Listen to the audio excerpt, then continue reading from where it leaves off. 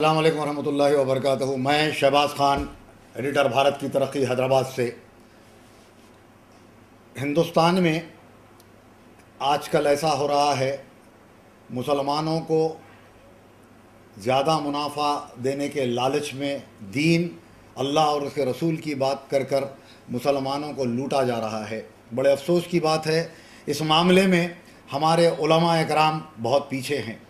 मैं हिंदुस्तान की उन मजहबी जमातों से गुजारिश करूँगा जो उलमा कौंसल, तबलीगी जमात, जमात इस्लामी, अहले सुन्नतुल जमात, अहले हदीस और ऐसे दीगर तामीर मिल्लत, ऐसे दीगर तंजीमें जो मजहबी तौर पर हिंदुस्तान के मुसलमानों को सही रास्ता दिखाती हैं, उनको दीन की तरफ लाने की कोशिश करती हैं, तो क्या ये तंजीमें ये समझती हैं कि मुसलमानों को सिर्फ नमाज के लिए बुलाना और मुसलमानों को सिर्फ मस्जिद में बुलाना यही इन तंजीमों का अगर काम है तो बड़े अफसोस की बात है। क्योंकि हाल ही में देखा गया कि हिंदुस्तान में ऐसे कई फसादात हुए, हिंदुत्व क़ुव्वतें इस तरह के फसादात कराकर मुसलमानों की मईशत को तबाह करने की कोशिश करती चली आई हैं, लेकिन उसमें वो कामयाब ना हो सके। इसीलिए इन हिंदुत्व क़ुव्वतों ने यह फ़ैसला किया कि कई मुसलमानों को ऐसे हायर किया जाए जिस तरह के यहूदी करते हैं कि मुसलमानों को उन्हीं की कौम के लोगों से इनकी मईशत को तबाह व बर्बाद कर दिया जाए। आपने देखा Capital Plus, Capital Infrastructure, Alfalah company, Hasan Zubi, Falak TV, Agro Gold, Pardesi, Ambient, इस तरह के कई कंपनीज हिंदुस्तान में आए और अभी भी कई ऐसे कंपनीज हैं, इंजास और आपके IMA, हीरा ग्रुप, ऐसे कई कंपनीज हैं जो मुसलमानों को हलाल मुनाफे के नाम पर अल्लाह उसके रसूल, कभी हज़रत बीबी आयशा रज़ी अल्लाह ताला अन्हा का वाक़या सुनाते हैं औरतों को, कभी हज़रत बीबी खदीजतुल कुबरा रज़ी अल्लाह ताला अन्हा का वाक़या सुनाते हैं लोगों को, और ये दुआई देते हैं कि वो लोग कारोबारी थे, कारोबार करते थे हज़रत बीबी खदीजतुल कुबरा, इसीलिए औरतों को भी आगे आना चाहिए। तो इनका टारगेट मासूम मुसलमान औरतों पर रहा। मेरी बहनों और मेरी माँओं ने और उन लोगों की बीवियों ने अपने शौहर की बग़ैर इजाज़त के भी इस मामलात में पैसे डाल दिए।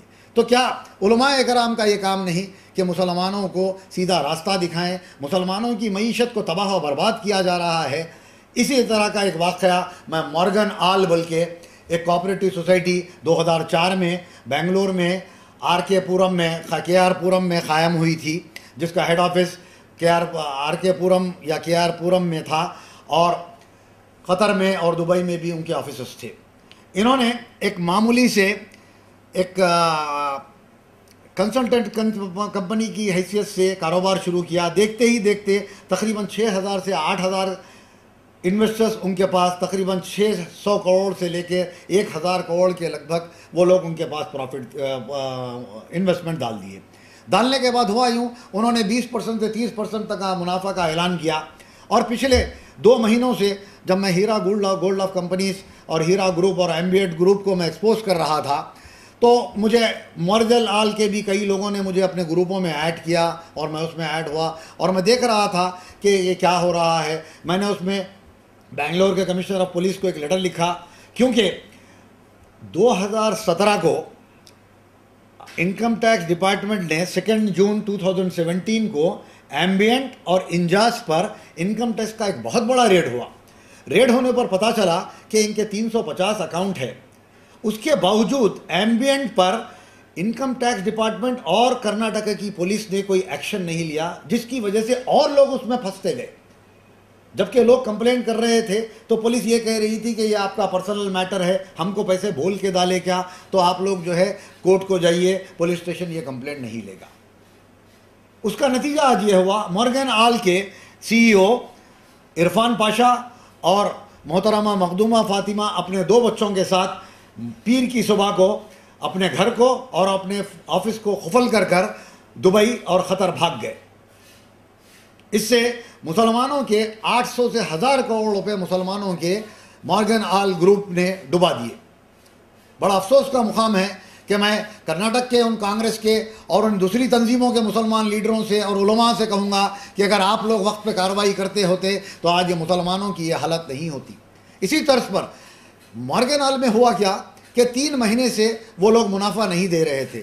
जब विक्टिम्स वहाँ पर इन्वेस्टर्स जा रहे थे, उन्हें यह बताया जा रहा था कि कंपनी को जीएसटी का प्रॉब्लम है, कंपनी को फलाना प्रॉब्लम है, बैंक जो है उन्हें पैसा बराबर नहीं दिया जा रहा है, तो वो लोग इन्वेस्टर्स इंतज़ार में करते रहे। जबकि 15 दिन पहले जब मैंने मॉर्गन ऑल ग्रुप 2-3 ग्रुप में मैं शामिल था, मैंने फौरी उन पर कहा कि आप लोग कंप्लेंट करिए, तो उन्होंने कहा कि पुलिस हमारे कंप्लेंट नहीं ले रही है। अगर 3 महीने पहले अगर इस तरह के कंप्लेंट्स हो जाते और पुलिस कार्रवाई करती तो आज 8,000 मुसलमान जो कर्नाटक के परेशान हैं, तमिलनाडु के मुसलमान आज जो परेशान हैं, आज ये हालत में ना होते। खुदा ना खास्ता इंजास, IMA, हीरा ग्रुप भी अगर इस तरफ पे आगे बढ़ रही हैं तो सोचिए कितने मुसलमानों की ज़िंदगियां तबाह व बर्बाद हो जाएंगी। तो इसीलिए मैंने आपको अभी थोड़ी देर पहले ये सुनाया कि जो कंप्लेंट्स करे हैं उनके पैसे आ रहे हैं अल्हम्दुलिल्लाह। तो मैं कर्नाटक के मुसलमानों से, वहाँ के कायदीन से गुजारिश करता हूँ कि रोडों पर निकल के आएँ, आप बाहर आएँ। अगर आप जब तक बाहर नहीं आएंगे आप अपने मुसलमान भाइयों को नहीं बचा सकते। रोडों पे आइए, CBI इंक्वायरी की मांग कीजिए, इंशाअल्लाह आपके पैसे मिलने में आपकी मदद होगी और ऐसा दूसरा स्कैम नहीं होगा।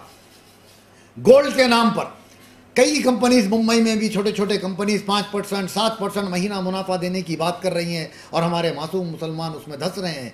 तो मैं उन लोगों से गुजारिश करता हूं जो पढ़े लिखे हैं, जो अपनी कौम पर, मस्जिदों में, अपने मोहल्लों में असर रखते हैं, मेरे भाई अपने गरीब भाइयों को समझाएं कि 5%, 4%, 3% मुनाफे देने वाली कंपनियां आपका असल पैसा लेके भाग जाएंगी। जिस तरह माजी में परदेसी ग्रुप, अल-फलाह ग्रुप, कई ऐसे ग्रुप, एग्रो गोल्ड, एम्बियंट, ऐसे कई ग्रुप्स हैं जो मुसलमानों के पैसे लेकर भाग गए। और अगर हमें बाशऊर होना चाहिए, अल्लाह ताला, अब मुझसे लोग ये कह रहे हैं कि आप फ्री सर्विस कर रहे हैं, टाइप आप करा रहे हैं, ज़ेरॉक्स आप करा रहे हैं, कंप्लेनेंट्स को हैदराबाद में रख रहे हैं, आप दुश्मनी निकाल रहे हैं। मेरी कोई दुश्मनी नहीं है। आप बोलिए मॉर्गन ऑल से मुझे क्या मतलब, IMA से मुझे क्या मतलब, एम्बियंट से मुझे क्या मतलब, हीरा गोल्ड से मुझे क्या मतलब। हीरा गोल्ड की कंपनीज ने मुझको, मेरे ऊपर केसेस डालकर मेरी आवाज़ को दबाने की कोशिश की है, लेकिन इंशाअल्लाह मैं अपने इन्वेस्टर गरीब भाइयों के लिए और उन इन्वेस्टर्स के लिए मैं जेल को जाऊंगा। अगर मुझे ये कत्ल भी कर देते हैं तो इंशाअल्लाह मैं शहीद हूँगा। और इंशाअल्लाह ताला अगर एक शहबाज मरेगा, आप सुन लो फेंकू आपा, अगर एक शहबाज मरेगा तो अल्लाह ताला ऐसे हज़ारों शहबाजों को हिंदुस्तान में पैदा करूँगा।